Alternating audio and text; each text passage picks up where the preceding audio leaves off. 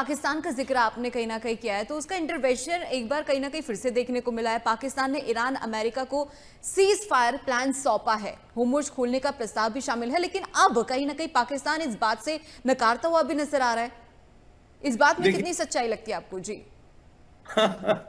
पाकिस्तान तो ऐसा भिखारी है, मतलब आपका आपके कहते हैं ना, जूता भी चुरा लेगा कुछ नहीं मिलेगा, तो कहता है यार जूता ही चुरा के निकल जाता हूं। पाकिस्तान की विडंबना ये है, पाकिस्तान फंस चुका है ईरान से। अगर देखिए सऊदियों का पूरा मन है, मैं बता दूं आपको, यूएई ने एक प्रस्ताव दिया है अमेरिका को जी। कि भाई एक अधिवेशन लाइए, डिक्लेयर किए कि स्ट्रेट ऑफ हॉर्मुज को मिलिटरीली खोलना है, हम आपके साथ जुड़ेंगे और आपके साथ लड़ेंगे। कुवैत बहरीन जब बड़ी शक्तियां नहीं, उनका भी मन है, कहीं ना कहीं सऊदियों की भी मंशा है, यार बहुत हो गया, बहुत हम पिटे, अब सऊदी लड़ेंगे तो पाकिस्तान को लड़ना पड़ेगा, ईरान से लड़ना पड़ेगा, ईरान पाकिस्तान की ऐसी तैसी कर लेगा। पाकिस्तान की चरमराती अर्थव्यवस्था बिल्कुल खत्म होने के कगार पे है, अगर एक झटका हो लगा बिल्कुल टूट के बिखर जाएगी। पाकिस्तान जी जान से कोशिश करा रहा है। अब देखिए जो इस्लामिक देशों में जिनकी अर्थव्यवस्था ठीक नहीं है, पाकिस्तान, तुर्किया, ये सबसे ज्यादा कोशिश करे, इजिप्ट की भी कोई खास नहीं है, ये बहुत कोशिश करे ये युद्ध ना हो, क्योंकि कहीं ना कहीं पूरे मिडिल ईस्ट की अर्थव्यवस्था हिल जाएगी। और इनमें एक सीधी सी बात चल रही है भाई, उम्मत जी। की अर्थव्यवस्था, उम्मत का कंट्रोल, उम्मत का वर्चस्व दुनिया में खत्म हो रहा है भाई। मुसलमान को बचाना है, ये युद्ध बचाओ, अमेरिकनों को बेवकूफ बनाओ, और अमेरिकन अगर इनके चक्कर में पड़े भाई, इनको या तो फिर अमेरिकनों को अलतकिया समझ में आता है। ये अलतकिया है कि भाई अभी तुम कुछ भी बोलो, मतलब लिटरली कहते हैं ना, नंगे होकर खड़े हो जाओ भाई, हम पे भरोसा कर लो, देखो जी ये है। बट जिस दिन मौका मिला इनको, ये अमेरिका को नहीं छोड़ेंगे, ये इजराइल को नहीं छोड़ेंगे, ये जो इनकी जिहादिक मानसिकता, जब तक ये रेजिम नहीं जाएगी, जी। जब तक पे तेल का कंट्रोल नहीं जाएगा, ये जिहादिक मानसिकता जाने वाली नहीं है। ये सिर्फ अभी एक कोशिश है कि आज मुझे छोड़ दो, मैं सुधरूंगा नहीं, मैं कल दूध बादाम खा के आऊंगा, तेरे को मार डालूंगा, ये वो वाली परिस्थिति है। आप इनको छोड़ोगे ये फिर आएंगे। इस्लामाबाद डिक्लेरेशन की बातें हो रही जी, इस्लामाबाद डिक्लेरेशन होगी, पाकिस्तान मध्यस्थता करेगा। जहां जहां तक मैंने ट्रंप को समझा दीपाली जी, जी। पाकिस्तान को वो जूते की नोक पे रखता है। पाकिस्तान के नाम का वो एक राजकुमार साहब की पिक्चर का डायलॉग था, मैं उसके डायलॉग में कह रहा हूं कि तेरे नाम का कुत्ता पालूं, कुछ वैसा ही परिप्रेक्ष्य है पाकिस्तान।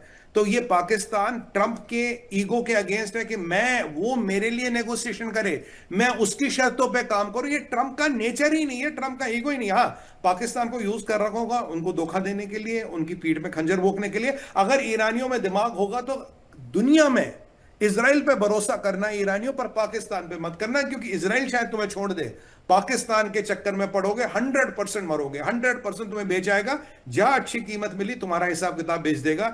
ये अगर ईरान इनसे बात कर रहा तो समझिए ईरान कितना डेस्परेट है। ईरान को पता लास्ट टाइम इतने जनरल मरवाए पाकिस्तान ने, ईरान को पता पाकिस्तान अमेरिका की गोद में है, ईरान को पता पाकिस्तान अमेरिका के इशारों पर नाचने वाला, मतलब क्या बोलूं, वो जोकर है। पर अगर वो तब भी उसके चक्कर में पड़ रहे तो बहुत हताश है, बहुत उनकी हताशा देखने को मिल रही है, बहुत ही कमजोर हो चुके हैं।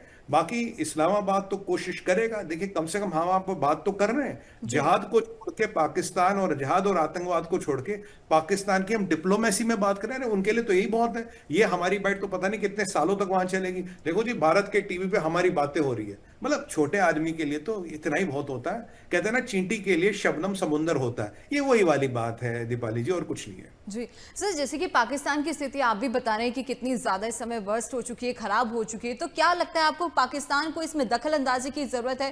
क्योंकि जिस हिसाब से जो स्थिति इस समय तनावपूर्ण है, अमेरिका झेल सकता है, भारत जैसा देश झेल सकता है, लेकिन पाकिस्तान अभी उतना केपेबल नहीं है। पाकिस्तान तो ये है ना, एक इंग्लिश में कहावत है, नथिंग टू लूज भाई। अब भिखारी से क्या छीन लोगे, भिखारी तो वैसे ही भिखारी है। वो तो कह रहा है भाई कहीं से दाल रोटी मिल जाए, आज का दिन कट जाए, कल की कल देखेंगे। पाकिस्तान बेसिकली, देखिए ये तीन चार लोग हैं, ये आप कुवत का खेल समझिए, यहाँ सऊदी अरबिया, यहाँ ईरान, यहाँ पाकिस्तान, या तुर्की, ये चार बड़े मुल्क हैं। हर एक को कहता मुसलमानों का हम बादशाह बनेंगे, यानी खलीफा। तो मतलब प्रॉफिट मोहम्मद साहब के टाइम के, जब से उनकी डेथ हुई, खलीफा आए गए, हजरत अली थे, काफी ये सारा काफी इस्लामिक इतिहास में काफी सरों का वर्णन है, मैं उसमें नहीं जाऊंगा। तो अब ये जो खलीफा बनने की हसरत तैयब अर्दोगन में भी है जी। कि भाई हम बड़ा मुल्क है, मुसलमान मुल्क है। यहाँ सऊदियों में कहते हैं भाई हम तो खुद सैयद हैं, हमारे हमारे मदीना मक्का हम बनेंगे। वहां से ईरान कहता जी हम तो हजरत अली के अनुयायी हैं, तो हम बनेंगे। और यहाँ से पाकिस्तान कह रहा भाई मैं तो कन्वर्टेड हिंदू हूँ, कहते हैं ना, नया नया मुल्ला बकरे में ज्यादा ये प्याज डालता है। भाई हम तो कन्वर्टेड है, हमने तो हिंदू को छोड़ा, हमने तो इस्लाम कबूल किया, हम तो सबसे बड़े मुसलमान, भाई हम बनेंगे खलीफा। तो ये सब में एक वर्चस्व की लड़ाई, और जिसको जहां मौका मिलता है वहां वो अटैक करता। पाकिस्तान कहता मुसलमानों को मैंने बचाया, ईरान तबाही से मैंने बचाया, उम्मत की हुकूमत को तार तार होने से मैंने बनाया, मैं उम्मत मुसलमीन का वो सिपाही हो जिसने उम्मत को बचाया। ये शाहबाज शरीफ की शब्दावली कह रहा हूं मैं, उम्मत मुसलमीन का सिपाही वो हूं। तो ये हम काफिरों से बचा रहे, सामने ये कहें कि भाई हम सीजफायर वीजफायर कर रहे हैं, अंदर ये बोलेंगे भाई हमने काफिरों से बचाया मुसलमानों को, हमने उम्मत को बचाया, उम्मत की ताकत को बचाया। जी। अल्टीमेटली ये है कि किसके पास पावर है, खलीफा कौन बनेगा, ताकत किसके पास रहेगी। आर्थिक लेवल पे ना पाकिस्तान की औकात है, ना तुर्किया की औकात है, ना इजिप्ट की तरक़ है। कतर बहुत छोटी सी इकोनॉमी है, बस उसकी आबादी कम है, इसलिए आपको जीडीपी दिखेगा नहीं। तो कतर, एक इंग्लिश में कहावत है, dot in the desert, desert में एक बिंदु मात्र देश है, इससे ज्यादा कतर की औकात नहीं। हाँ, सऊदी बड़ा मुल्क है, ईरान बड़ा मुल्क है, बाकी छोटे छोटे मुल्क हैं, और जो मुसलमानों का मुल्क है और संपन्न है और एक ही शांति वाला मुल्क है वो है आपका इंडोनेशिया। सबसे ज्यादा मुसलमान आबादी, पर वहां सनातनी कल्चर बहुत मजबूत है, बहुत प्रचंड है। मां सरस्वती की पिक्चर है नोटों पे, गणेश जी की पिक्चर है, गरुड़ उनकी एयरलाइन है, और सनातनी आस्था और पंच तत्वों के समावेश में पूरा विश्वास रखते हैं, इसीलिए उस जगह में अब भी शांति है। यहां शांति की परिपेक्ष ना करे। पाकिस्तान तुर्किया के चक्कर में जो मेरी बहन पड़ा, उसका कभी भला नहीं हो सकता।